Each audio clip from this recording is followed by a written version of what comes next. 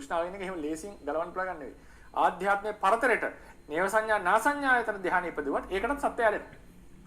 තෘෂ්ණාව කියන එක මේ හැම තැනම යට කරගෙන තියෙන දෙයක්. ඒ කියන්නේ ආ ගෝත්‍ර භූ සවන්තිටි ආසවා කියන්නේ මේක කොහි ගියත් මේකෙන් ගැලවෙන්න බෑ. කරන එකට ඇලෙනවා. తත්‍ර తත්‍රාබිනන්ද ලැබෙන අරමුණේ ඇලෙනවා. යන තැන ඇලෙනවා අපි. ඒක අන්තිමට කියනවා නිරේ ඉන්න නිරිසතප්පමයි භවයට. ඒ කියන්නේ තමන්ගේ ආත්ම භාවයට ඇලෙනවා. ඒක තැනට කැමති නැහැ. ඒකෙන් පලායන්න තමයි බලන්නේ. නමුත් ඒ ආත්ම භාවයට කැමති. ප්‍රේතයරත් එහෙම. ඒ නිසානේ සාමාන්‍යයෙන් කියන්නේ ප්‍රේතයන්ට නැත්නම් මියගේ ඥාතීන්ට පින් දෙනකොට කවදාවත් කරන්න හොඳ නැහැ. මේ පින අරගෙන චුත වෙලා දිව්‍ය ලෝකයක උපදීවා එහෙම පින් දෙන්නේ නැහැ. එහෙම පින් දීපු කෙනාට බය වෙනවා. එහෙම කැමති නැහැ. අපි දැන් හිතුවට ඒක දුකක් කියලා ඒක යාගේ ජීවිතේනේ. දැන් උදාහරණයකට කවුරු හරි අපි සීයා කෙනෙක්ට ආච්චි කෙනෙක්ට නැත්නම් ස්වාමීන් වහන්සේ කෙනෙක්ට වන්දනා කරනකොට කවුරුර ගොත් එම ඔබ මැරිලා දිව්‍ය ලෝකෙ උපදීවා කියලා අපි ගැස්සෙනවනේ එතනදී. අපි දන්නවා දිව්‍ය ලෝකෙ සැපයි. නමුත් ඔබ දෙක්මන්ටම මිය ගිහිල්ලා දිව්‍ය ලෝකෙ උපදීවා කියලා කිව්වොත් ඒක හරි ඒක හරි අමුතුයි. ඒකට අපි මොකද්ද මේ කරපු ආශිර්වාදේ? මනේ පිරිනිවන් පාන ලැබියා. පිරිනිවන් පානවා කියන්නේ මැරෙනවා කියන එක නෙමෙයි. පිරිනිවන් පානවා කියන්නේ නැවත උප්පත්තිය සිද්ධ නොවනවා කියන එක. උච්ඡේදෙ මෙන්න මේ පිරිනිවන් පෑම කියලා අපි අදහස් කරන්නේ මරණය නෙවෙයි. රහතන් වහන්සේගේ නැවත නූපදීම. එතකොට ඒක නිවන ප්‍රාර්ථනා කිරීම. නිවන් දකින්න ලැබේවා. දැන් අද නිවන් සුව ලැබේවා ගොත් ඒක වෙනම කොන්ටෙක්ස්ට් එකක තමයි සමාධිය භාවිතා කරන්නේ. කෙසේ නමුත් හරියට නිවන් සුව ප්‍රාර්ථනා කරනවා කියලා කියන්නේ නැවත නූපදීවා කියන එක. ජාති දුකෙන් මිදේවා. පරම සැපයටපත් වේවා කියන එක. ඉතින් පිරිනිවන් පෑම කියන්නේ එහෙම එකක්. හැබැයි අපි කිව්වොත් එහෙම සුගතියට යන්න ලැබේවා. ඒ කියන්නේ කවදා හරි මැරෙනවා නම් සුගතියට යාවා.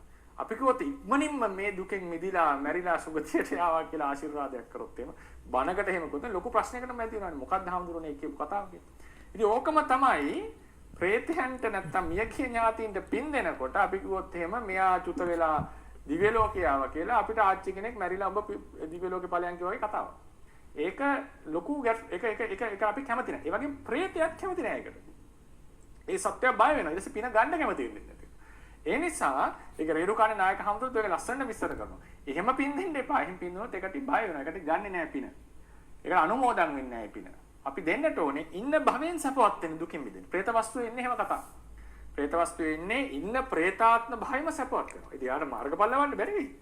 හැබැයි බලවත් ලෙස පින අනුමෝදන් වෙලා සමහරට ඒ පිනෙන් උපච්ඡේදකණයක් වෙලා යා ඒ පින නිසා මිය ගිහිල්ලා දිව්‍ය ලෝකේ යන්න පුළුවන්. ඒක වෙනම කතාවක්. මල්ලිකා දේවියට කුසල කර්මයන් මතුවලා මැරිලා දිව්‍ය ලෝක ගියාවේ කතාවක් වෙන්න පුළුවන්. ඒක වෙනම. ඒක අපිට අදාළ නැහැ. අපි කරන්නේ ඉන්න තැන සපවත් වෙන්නට පින් දෙන එක. දැන් බිම්බිසාර රජුරුවන්ගේ ඥාති ටික ඇවිල්ලා පින් ඉල්ලුවානේ 60000ක් ඕ. ඒතර 60000 ගත්තම ඒ කට්ටිය මැරිලා ගිහලා දෙවියෝ නැහැ. ඒ ඉන්න ආත්ම භාවයම දිව්‍ය සැප වින්දා ඒ කට්ටිය. මහානුභාවය වින්දා.